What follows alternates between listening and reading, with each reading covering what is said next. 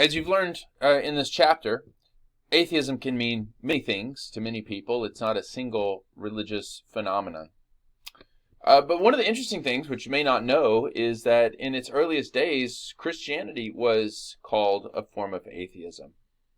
Christians were killed in the Roman Empire in the 2nd, 3rd century, and the cry of the people was death to the atheist.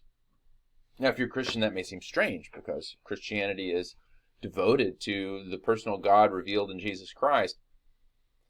But what these Romans saw was people who were denying the traditional gods, the Roman and Greek gods that everyone knew, the gods of the empire, the gods of Rome. And so it looked like they were atheists because they were disbelieving the gods that everyone thought were the true gods. Now, from a Christian perspective, the gods worshipped in Rome are idols, false gods, powerless gods. And they believe they worship the one true God, the creator of all things.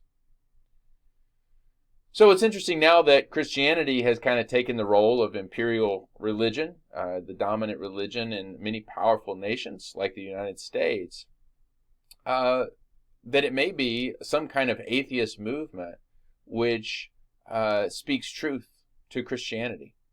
I mean, that sounds strange, but many theologians have observed this. Perhaps the most famous is a man named Dietrich Bonhoeffer. Bonhoeffer was a German Lutheran pastor in the early 20th century. He lived during World War II. And he stayed in Germany, even though he had an opportunity to flee. But he believed his role, his call, was to serve his own people, the Germans, during the war. But he fiercely opposed Nazism, one of the few German pastors to do so. This ultimately landed him in prison, and he would be executed by the Nazis just a few days before the Allies liberated Germany.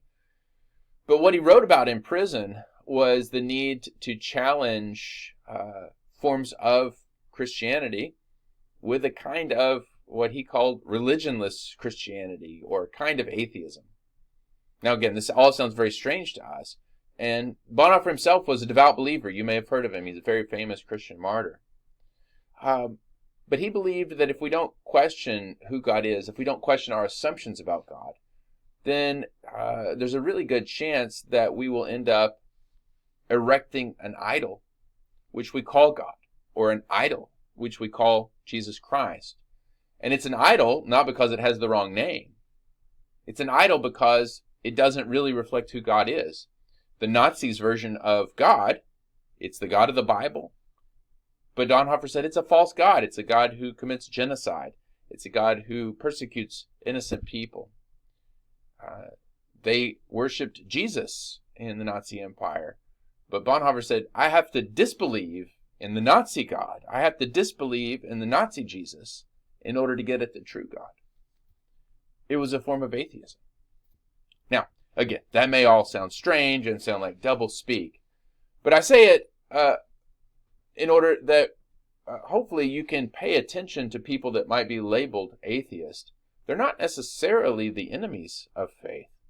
It may be that God is working through the people we call atheists to actually make the faith stronger, to cause us to question, and ultimately to throw down the false gods and the idols. So atheists shouldn't be dismissed. They're people to pay attention to. Because it wasn't all that long ago when the Christians themselves were lumped into that category. So, something to think about. Again, sounds a little strange, but don't dismiss them. Don't dismiss any of these groups that we've studied about. But pay attention. See where wisdom is. See where God's grace is working outside of the expected places. You may be surprised.